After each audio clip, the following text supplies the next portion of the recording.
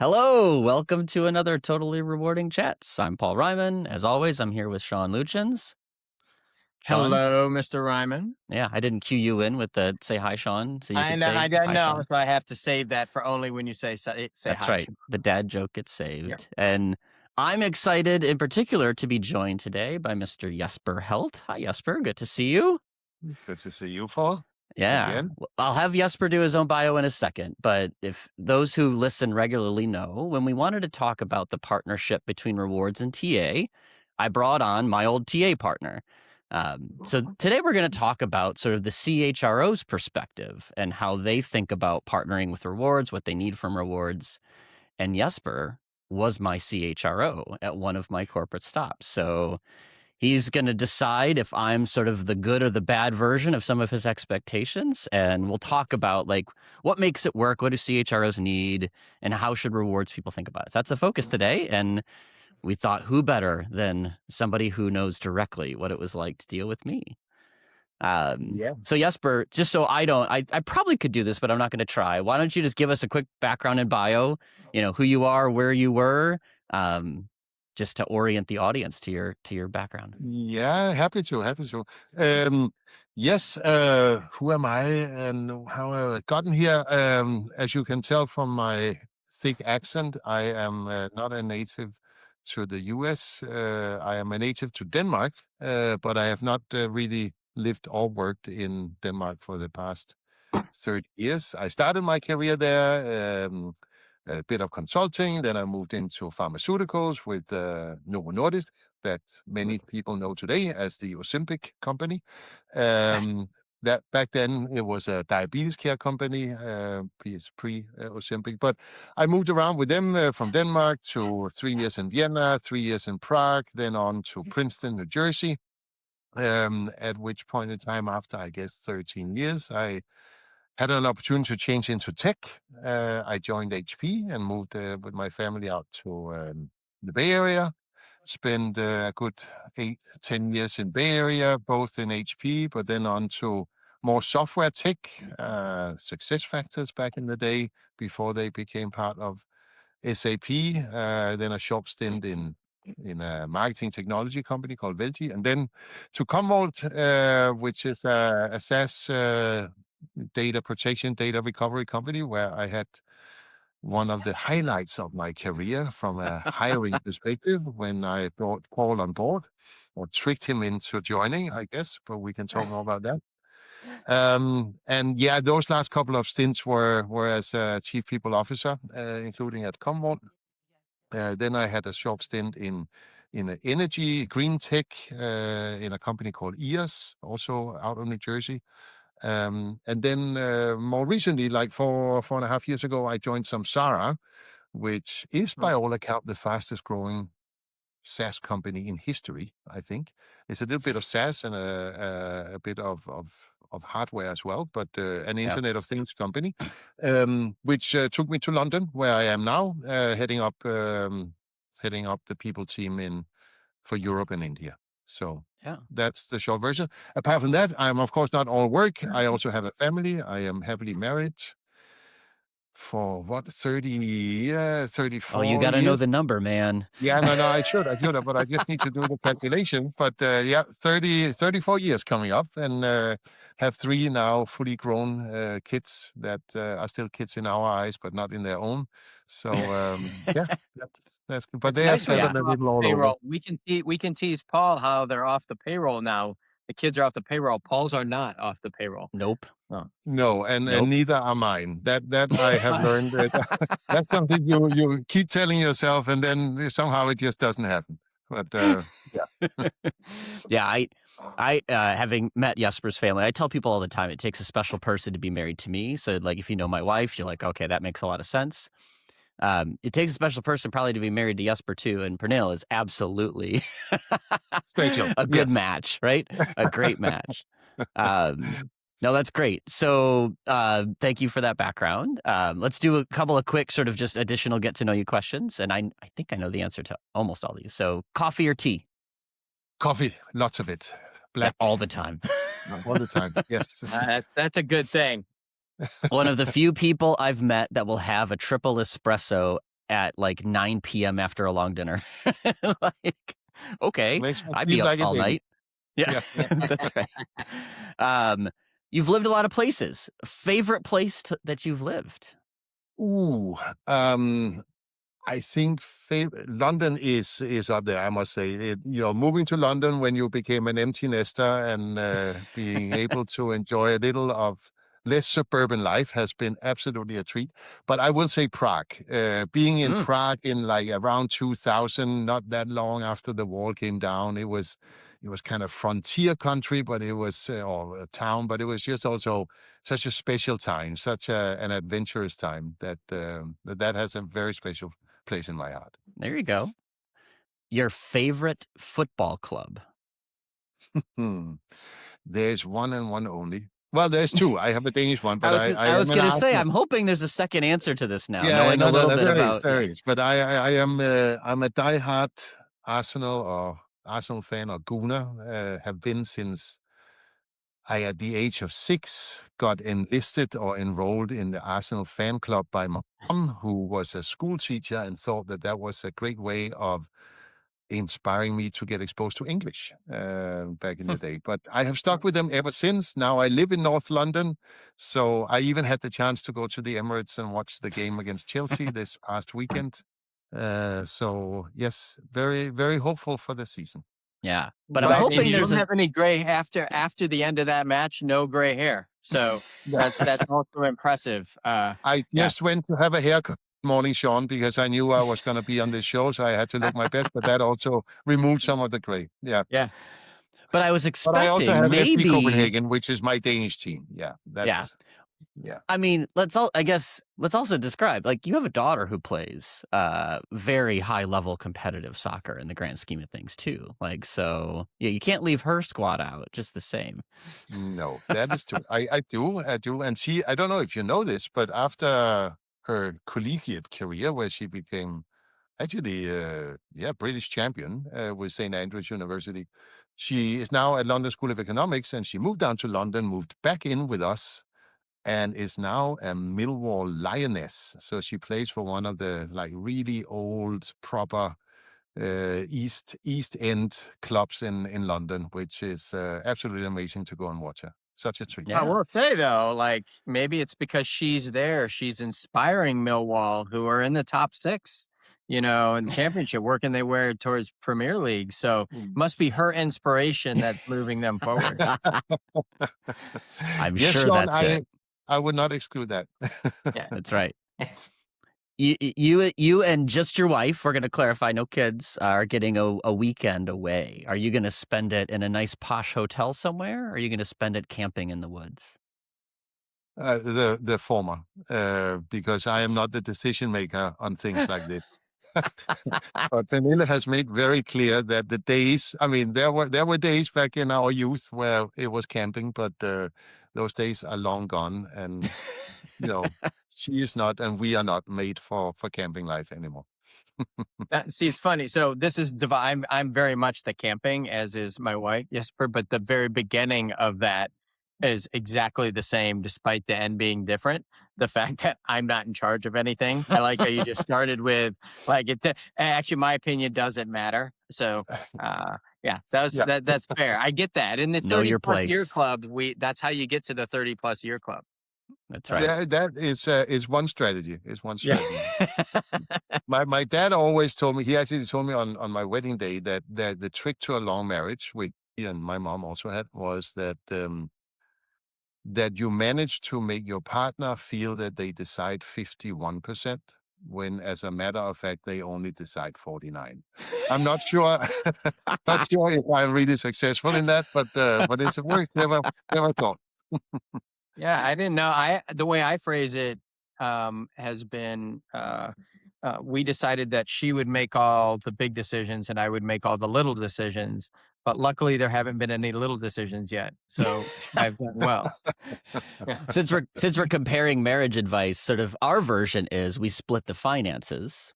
Paul makes the money and Kim spends the money. Like, that's sort of our way of describing the happy marriage, right? Well, the Love it. secret is always whatever works You That's right. gotta figure it out. Like nobody's advice is worth anything actually. So. That's exactly right.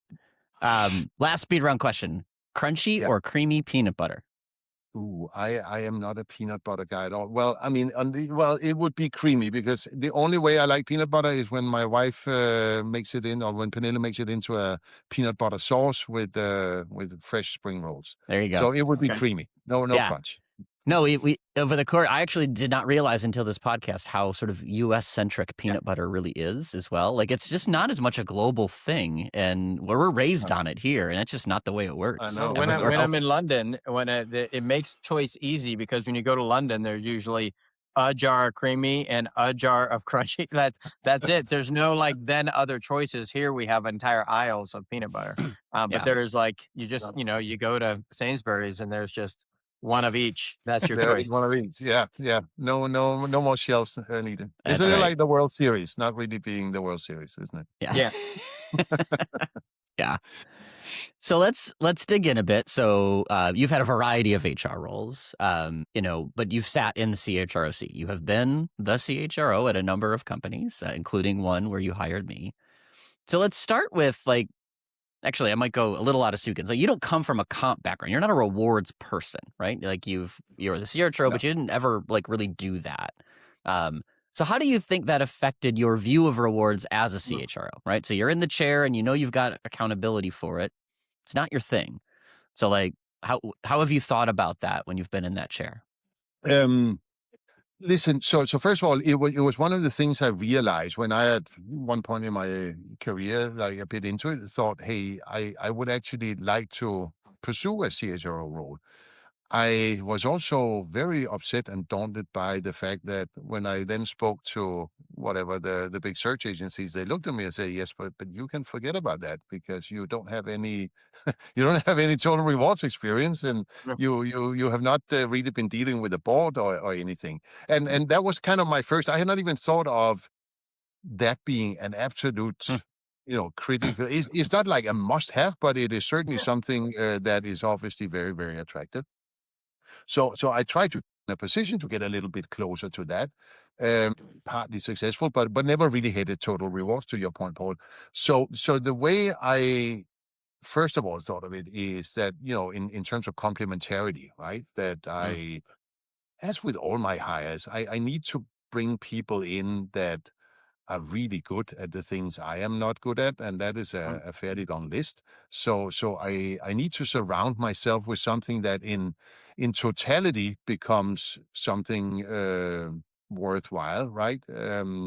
So that's the one thing, the complementarity. But then I think as I got in to kind of that head role, really realizing and getting visibility to the budget, really realizing how much money, how much investment, right? How much OpEx is sitting in the people side of things, right? Yeah. Where I was used to like gunning around and asking hand in hand for budget for L&D initiatives or this, that, and the other. And then all of a sudden you realize, hey, there's like 80%, if not more, of of the spend that is sitting in rewards. And it was a bit nerve-wracking, right? Because I think being partly having responsibility for that and responsibility for shaping and influencing how that is spent, that was a bit of a journey for me because that's a big number, right?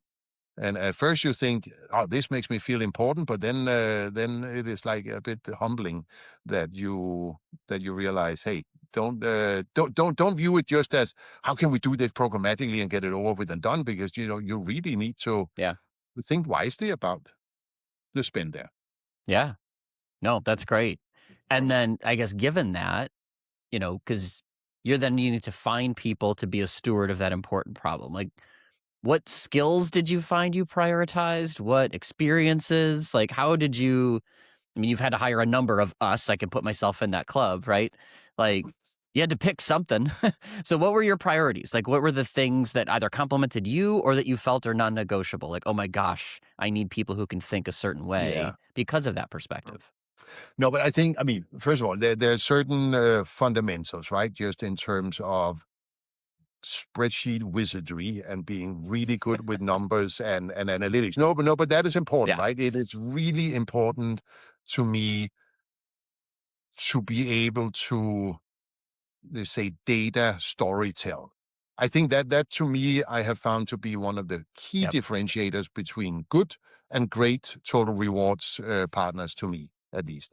That is the ability to tell that story using data, using numbers, but also making it accessible to non-comp people. I would also say one of the things because I think there is kind of a tendency that a lot of compensation teams and professionals become very preoccupied in terms of making sure that we follow the rules. And there's a structure, and the structure is there to be followed. And it very quickly becomes, I think, stifling. Part of Mm. that is maybe because, one of my makeup is I am I don't like to comply. I like to do things and test limits. I think rules are there to be broken, but I think I have infused a little bit of that into how I also like my total rewards partner Mm. or head of total rewards to think and operate, because I think that flexibility is super important to me, but I also find it's important to the business, because at the end of the day, yes, we are of course trusted with the responsibility of that big envelope of money that is being spent on compensation or rewards. But more than anything, we are there to solve business problems, right? And Yeah. and they come in many forms, and it is really about the problem and the solving of that, rather than the adherence to, say, a process or a structure or Yeah. a philosophy. That Yeah. that I think is how I like to operate. Totally. No, I stumbled. I didn't stumble. I searched for it once I realized that it overlapped. But there's a podcast interview I did. It wasn't my podcast. I was being interviewed for a podcast while I was working for you at Commvault. And there's a section that basically tells my view of that exact same story. It's like, how do you become a more permissive provider of intelligence, not a sort of rule creator, rule enforcer? In the side story of that, particularly in that, because that was not my mindset prior to when we partnered together.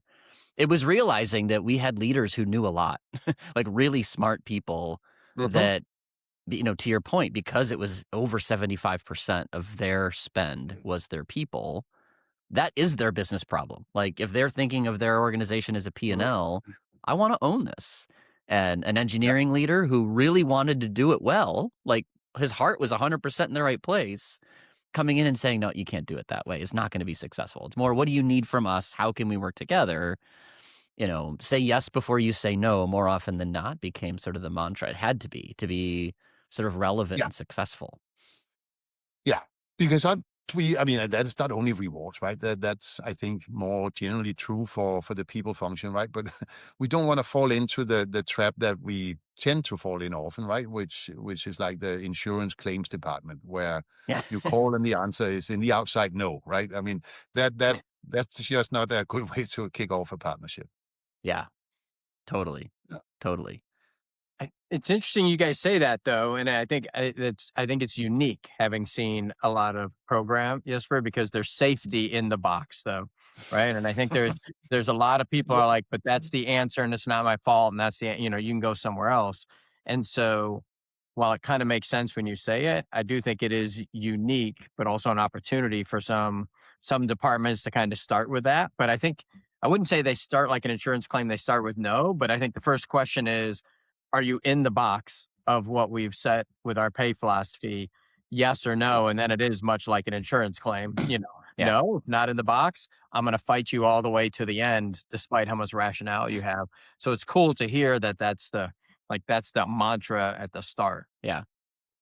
I think we also, as comp people, and I fall victim to this too, like because that Excel wizardry, like analytical thinking, we love the data, is in our DNA. Like almost everybody who grows up in rewards, that's in your DNA. We then become a little bit too dogmatic about the data. Mhm. So more recently, you and I have had conversations about like, yeah, but like the data just might not be what you think it is, right? That trusted source may not actually reflect who you really need to attract in Prague, right? Like that No. data might not be great. You need to back off a little bit and say, no, I get it. Like that job should be a P4 or whatever. But like it just doesn't work, right? So like, how do you discuss and get off the data to an extent and say, yeah, like there's time to put the real world in perspective, and we can't find anybody for that amount of money who we would want to hire. And Right. now it's time to break the rule. It's not a P5 Then anymore. you need It's to not the benchmark. exactly. Then yeah. Yeah. Then it doesn't Well, that's matter, the right? It irony with doesn't the matter data, right, that you Paul? can. Yeah. Like, I think that's always the irony with the data. Are you willing to be the yes? Because otherwise you have to wait till critical mass have said yes, Yeah. right? So you think about that rule, right? Because the data source itself is statistically a thing. Pulling So you enough back of towards, them, yeah, it's all pulling. And so until enough of them. So do you want to be at the front end of that, the teeter totter pulling stuff forward, or do you want to wait until you get to whatever the crux of the math is on that? And that's an interesting way to look at it from let's see if we should rightly so be in front. Yeah, Yeah. No, totally. very much so.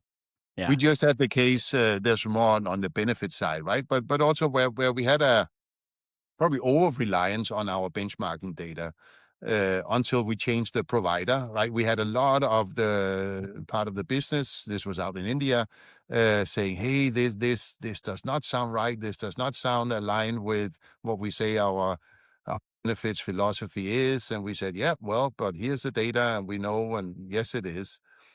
And it was a noise that were not going away, right? It kept coming up, and then we ended up changing provider, and true enough, we then find out that their benchmarking cut was including a lot of companies we really shouldn't compare ourselves with, and what the business and the organization had been telling us were not too far off what we Yeah. actually need to get to. Yeah. But yeah, Yeah. that's a classic mistake. Totally.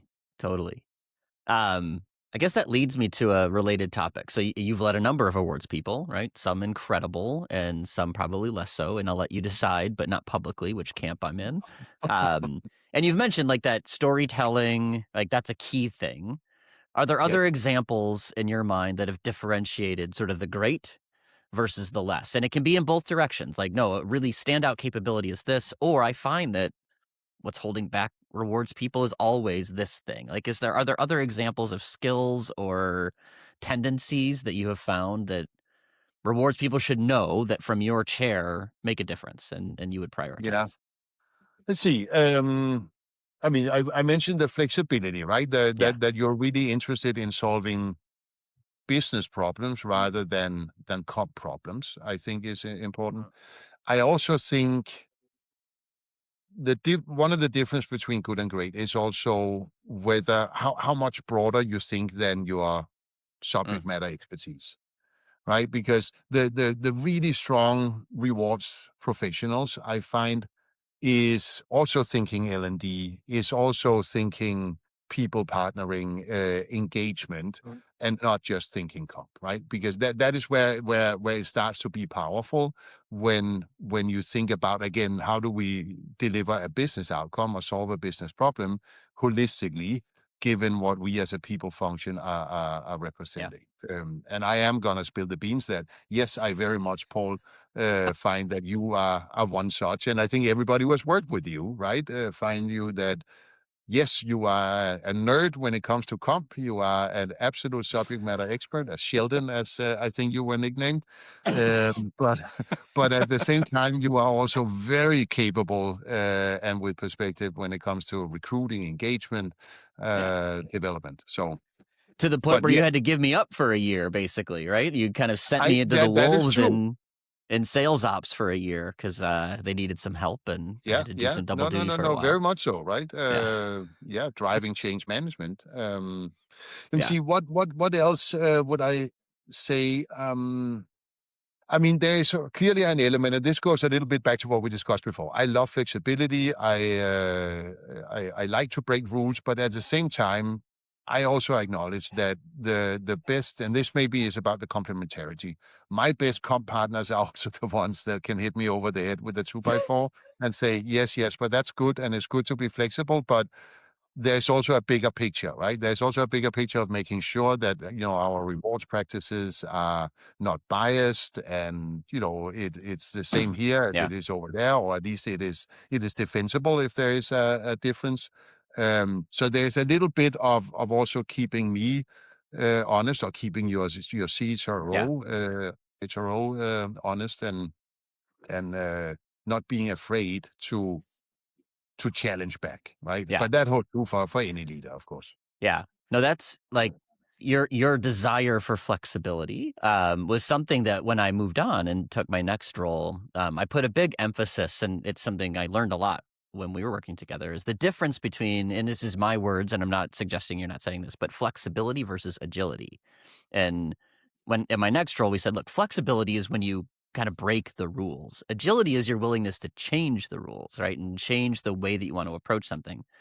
And you just want to know when you're doing each one, right? Flexibility is making an exception. There's reasons for that, right? Or, okay, this isn't perfect, but it'll work. You're recommending an incentive design. Like I get it. Like, what I want isn't right. Let's be flexible in how we come to an outcome. But agility is different. And that's where, like, eventually, That's a like, okay, good this is point. a pattern. This is our new norm. Let's change, right? Like, we're always arguing about the benchmark. We just want to pay more. Great. If everybody's on board, change our mindset, right? Let's not debate what the rules are if we're changing the rules, right?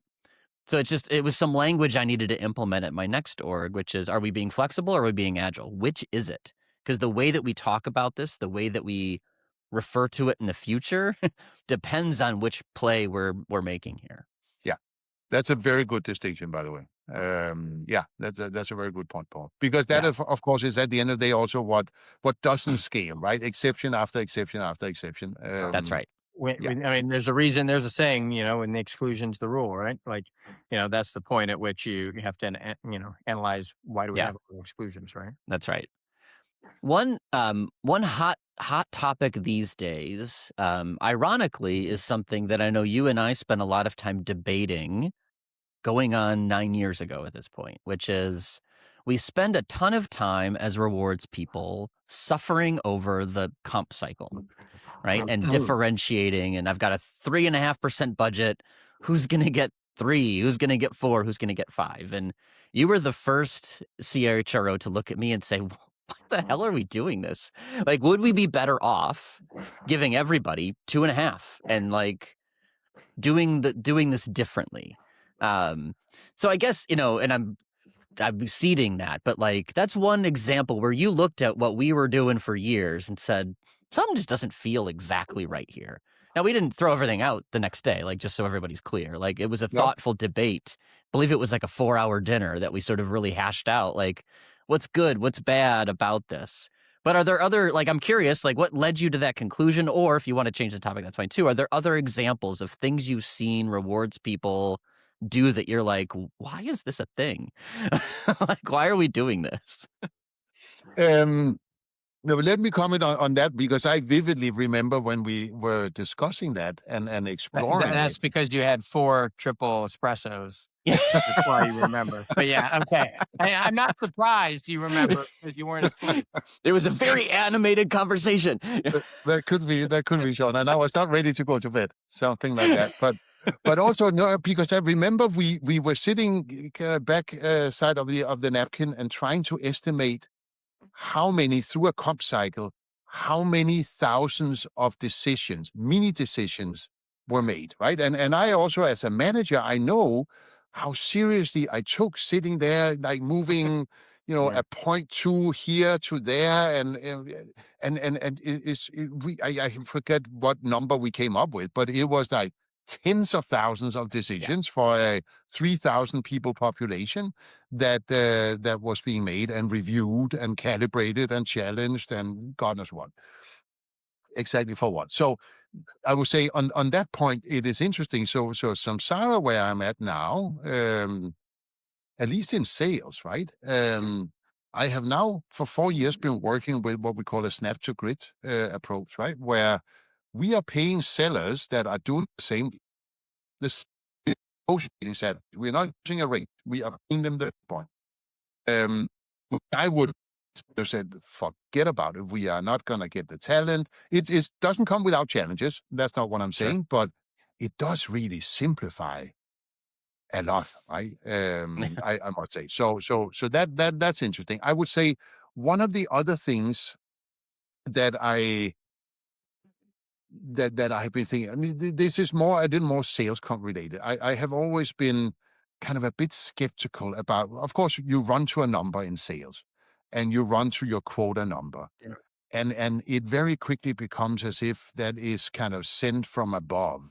That there is science to the quota number, but it's clear to everybody that it's a bit of a crapshoot, right? At least it is not an exact science.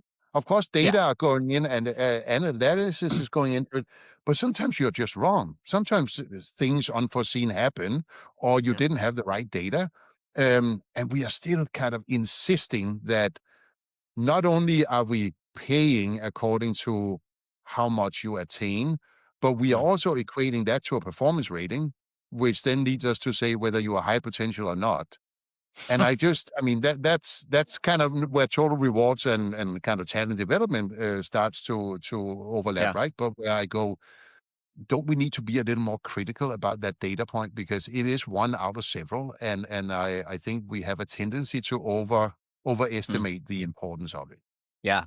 No, it's a good call out where a really like the butterfly effect is large, right? Being a quota achiever means a lot for a seller. And is it really resting upon sort of a solid foundation? Yeah, If we're honest about it, I think you're right. Like more often than not, there is judgment and there is inevitably some form of bias built in. Bias might be in a okay way, right? It's more like I just trust that Jesper's going to hit the number. I'm going to give him a bigger one. Like that's a bias. yeah, That's a yeah. shortcut, but that could penalize you if we're not careful. And yeah, it's an interesting. I mean, I think there's other examples of performance measurement that same way too, where any objective, right? This is your OKR. I didn't hit it. Does that make me bad this year? Yeah. Yes or no? I mean, the OKR concept was invented to sort of help mitigate some of that risk, but I think Yeah. any performance measurement can run fault if you're not careful It about, well, what can was the unfold. goal? Yeah. Yeah. And I think also, I mean, a little in an extension to that, I mean, I am just as I have been reflecting, also going into this conversation, but also having now been with different companies, different comp philosophies, some that I was kind of instrumental in shaping, and others that I kind of Hmm. inherited. And where a big part of me is going, this whole thing about differentiation and how closely you tie individual performance and output or outcomes with what you base your compensation on, how important it really is. Mm. Or if we are greatly overestimating how people are driven by how they can impact their bonus. Yeah. I tend to believe, or tend to come to the conclusion, that we are probably exaggerating that quite a bit, and that you can put comp structures in place that kind of reward more collectively, still have a very high Yeah. performance and very driven and very ambitious, pushy culture. But you don't need to nitty gritty down to Paul Yeah. did this much more than Jesper, and then there was Sean, because we are lifting as a team. Of course, it depends on the culture. There needs to be a level of alignment, but Yeah. I have been intrigued to see how also how, I guess, how little informed, how often these decisions, how we spend this big bucket of money and how we distribute it, is tied to belief systems or anecdote, typically of the Yes. senior leader, right? It's Yeah. not tied to really proof points and data points and science that tells you how human behavior Yeah. is going to do it one way or the other. Yeah. Is it? Well, and part of it's because there isn't great science, to be honest, right? Like the Sure. actual science of what is gonna work.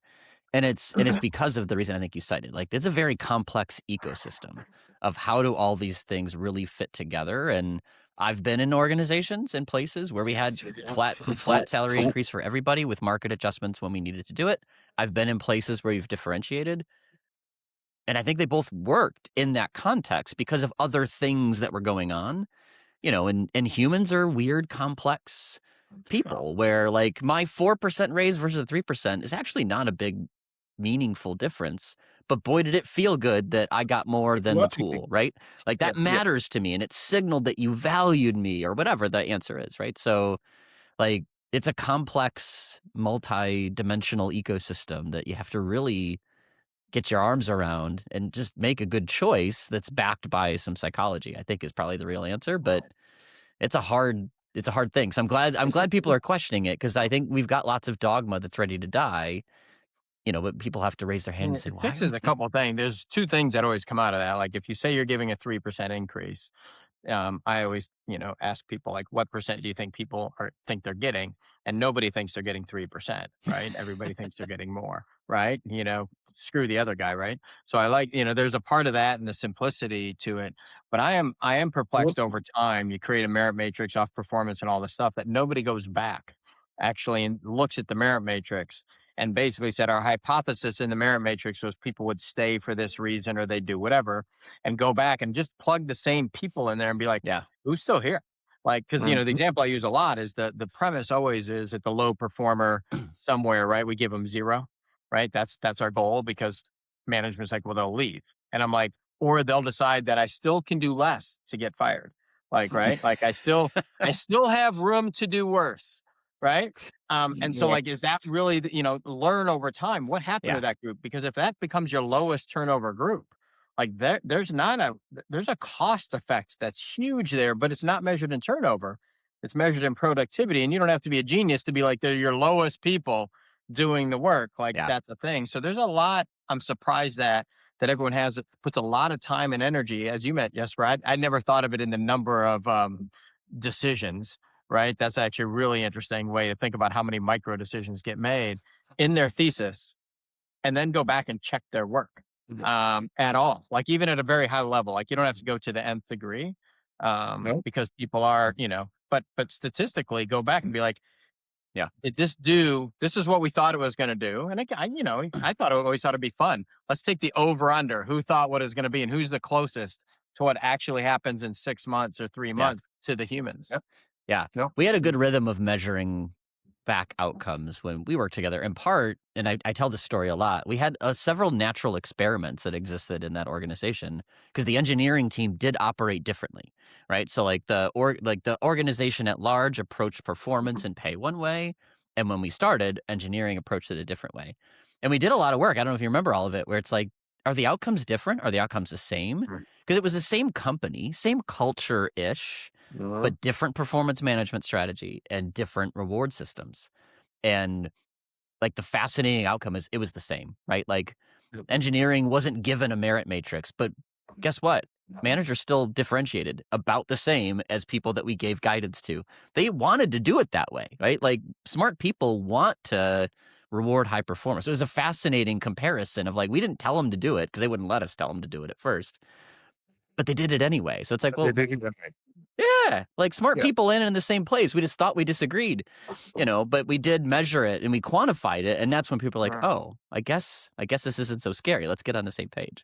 But No, you've got to no. look at the numbers to sort of prove out what actually happened and did it work. But it's an interesting.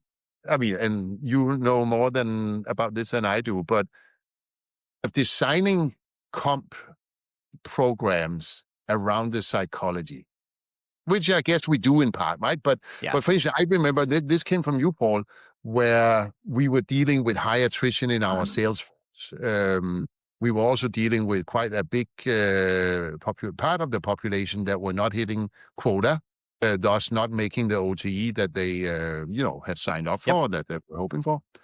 And where you made this very very provocative suggestion that we should design so a seller felt a level of success every 3 quarters or 4 quarters, whatever. I forget what the number was. But this whole notion that if we just stick with that attainment number we gave them, rather than changing it maybe so they at least have a quarterly success during the year, that would most likely result in people staying behind and maybe becoming fully ramped, becoming better sales professionals for that particular product market, right? Yeah. But we are very reluctant to do something like this, right? Yeah. No, anyway. Yeah.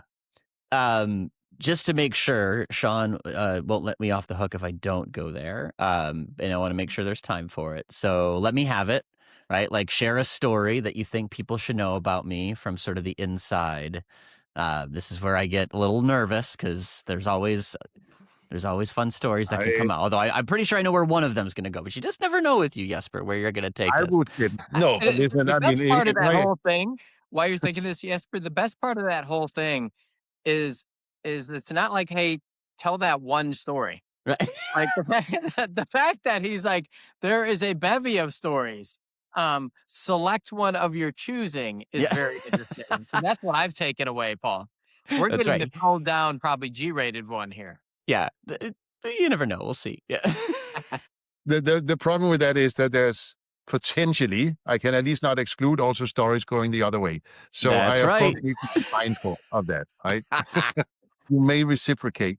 No, but first of all, I have to share this with you, Paul. I have to share this. So coming out of the comp cycle, just a couple of weeks ago in our case, I was sitting talking to Valerie, that you know, who is our head of compensation, that you have worked with a little bit. And I was saying that, and I just got this email from Paul asking me to join his podcast.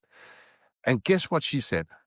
She said, "Oh, Paul, he is the most wonderful person in the world." Aw. And then she went on to thank me for having introduced you to her Wow. and to Samsara. And I was going like, yes, this is how I I owe think. Val a Christmas card. Like clearly know. I've got to sort of Now we're gonna have to find a way in our recording tool to make the screen bigger to fit Paul's ears. to fit my head. That's right.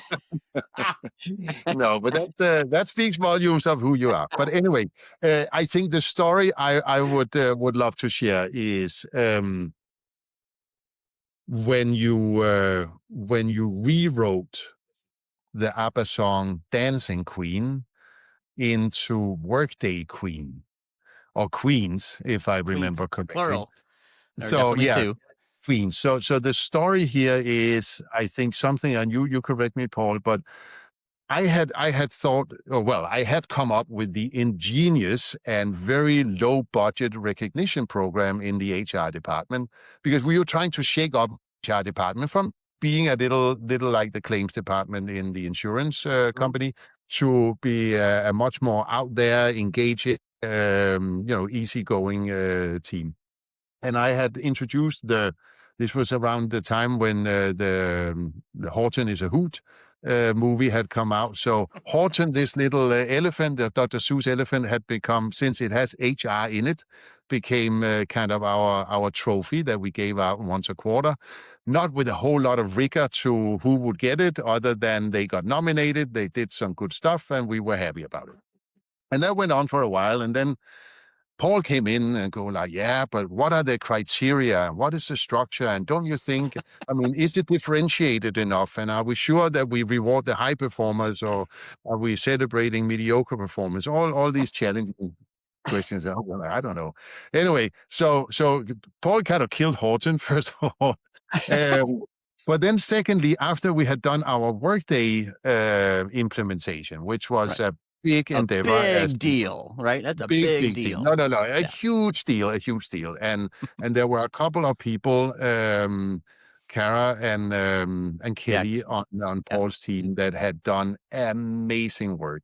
So during our global people team all hands, Paul had then showed up on video with his guitar and then sang this rewritten Dancing Queen song, which was about the Workday Queens.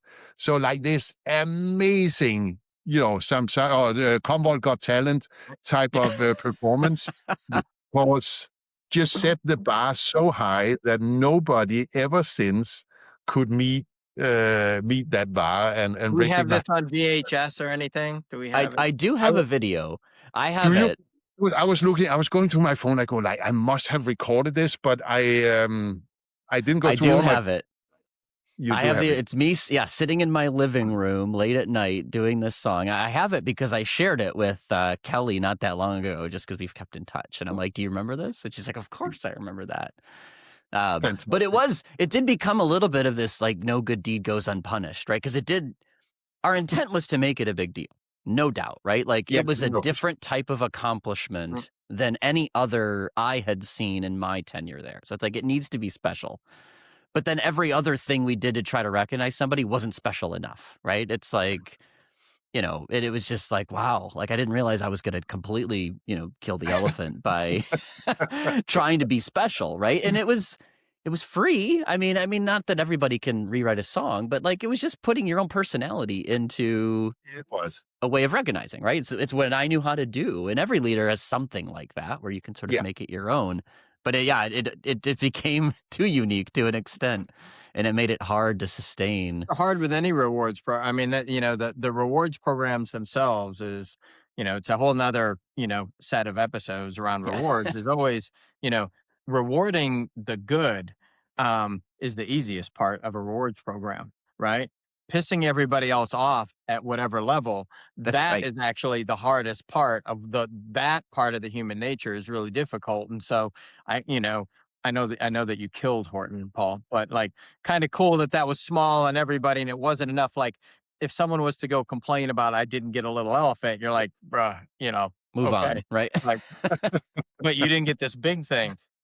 And there's always somebody close, right? And then that trickles down. And to me, that's always the hardest part of rewards programs that are the softer rewards is, it's the who didn't get it. And how does that psychologically, like you talked about before, Jesper, like how does that affect everybody else in the company, like moving OTE down or moving the bar down so they feel success? Because if you're not, if you're not the winner, being a competitive person, if you're not the winner, you're one of the losers. Yeah. No, for sure. But it's also, to me, it was just also, we spoke about that big pot of money that we are there to administer and make sure it get well spent. But then something that is low to no cost, right? The recognition, often overlooked because you can do it so simply. But if you just put a bit of soul into it, right? Yeah. It becomes so much more meaningful, so much more impactful than whether you got 3 or 4%. Yeah. Right? And that's, Sean, you and I talk a lot about like how much do you blend sort of your not work life with your work life and how much of your personality shows up at work. That was one thing. I kept my work life and my personality completely distinct until I worked with Jesper. And I came in, keep in mind, the first thing people showed me is you realize he made us like lip sync to the song Happy. Like, if you ask somebody, like how important is fun at work on a scale of 0 to 10, Jesper's going to say like a 14, right? And it's because that's his personality, right? So that's where it was like modeled to me. You got to be yourself and you can be unique and the way that you do things is okay, right? So playing a song for somebody it wasn't that hard for me because that's just the way my brain works. And, you put your personality in it. Not everybody's brain works that way. Like totally appreciate it. But like it was where I learned to blend a little bit. Like this is who you are, be who you are, and find a way to make that part of how you work. Because people want humans to work with. They don't just want, Sheldon, the rewards robot, right? I'm expecting compensation Mia the album, or the Broadway show soon now. That's what I got. That's what I got coming. I love it. Well, as we wrap up, Jesper, we always ask people at the end, if you can magically change one thing about HR, what would it be? Magically change one thing in HR. Well, I mean, the first thing would be that we stop feeling sorry for ourselves. Then I think actually, that we get to a point where we have a lot higher transparency. I feel all too often we are not least in the cop space. We are keeping the cards close to ourselves, right, and not for everybody else to see. And I think my experience is a lot is actually gained by laying it out. Yes, you will have more conversations, but as long as you have programs that can pass the red face test, and you are willing to have the conversation, it's better than having a lot of conversations that are going on in the corridors and behind the scenes, and that you don't have access to. You cannot impact them, you cannot control them. So kind of radical level of transparency in the spirit of not non-compliance, but just being a little contraire, so to speak. No, that's great. This has been great, Jesper. I say it's been great to meet you, and it's good to be a gooner. We will. Good to be. Let's. I mean, Yeah, I don't want to chant for Paul, but it's good to be a yeah. gooner. And The definitely, look forward to catching quadruple the is still a match over there. possibility. Yeah, Yeah, yeah. no, I've been 3 matches this year. We went up to Villa and saw it, which was a sad state, but we went up to Villa and saw that. So we'll definitely catch up over there next time at Emirates. I look forward to that, Sean. I look forward Yeah, to that. thanks for coming on, Jesper. Thanks for not picking a particularly embarrassing story, which meant I didn't have to pick one, sort of likewise, which is always a good place to land. That's right. A future time, we can really let out the after dark version of Totally Rewarding Chats can end up with like we've been to Vegas together. So let's just say, right? Like, Well, but you're not allowed to say that. You've been to, what happens in Vegas is supposed to stay in Vegas. but it was a sales kickoff. So does that really count? I don't know. But anyway, It's funny. On that note, we had our sales kickoff in Vegas. I was not going this year, but my last message to the entire sales team was, what stays in Vegas, or what happens in Vegas does not stay in Vegas. It comes back to me. And then I had to deal with it the week after. So behave. Which people did. That's right. Good. You've become such an adult, Jesper. Like, Yeah, no, boring. Who let that happen? Well, awesome. Thank you again for your time. Super helpful to sort of hear your perspective and swap some stories. Yeah, appreciate it. Wonderful. Yeah. Thanks for the Thank time, you. guys. Yeah. Thanks.